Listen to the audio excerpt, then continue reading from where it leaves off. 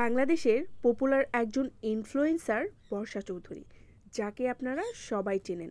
Recently আমরা দেখেছি তার আবার বিয়ে হয়েছে রাসেল মিয়ার সঙ্গে। বাট খুব বেশি দিন হয়নি, মাত্র হয়তো 3 থেকে 4 মাস হবে। এর মাঝখানেই তাদের মধ্যে ঘটে গেছে নানান রকমের ঘটনা। কি ঘটে গেছে জানাচ্ছি বিস্তারিত, পুরো ভিডিও দেখতে থাকুন।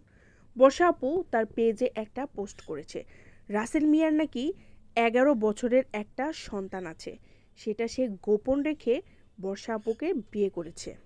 তবে বর্ষা আপু বলেছে, আমি এটা মেনে নিয়েছি কারণ আমারও 2টা সন্তান আছে। তারপরে রাসেল মিয়া নাকি বলেছিল সে এতিম, বাট তার নাকি মা বোন সব আবার বের হয়ে গেছে। এছাড়াও বর্ষা চৌধুরী আপুকে নাকি এখন আর তার ভালো লাগে না, সে বিয়ে করেছিল টাকার লোভে। জাস্ট সিনেমা বানাবে, সেই টাকা নাকি সে বর্ষা চৌধুরী আপুর কাছ থেকে চায়। সো বলা যেতে পারে এটা এক প্রকারের যৌতুক, এবং যৌতুকের জন্য সে গায়ে হাত তোলে।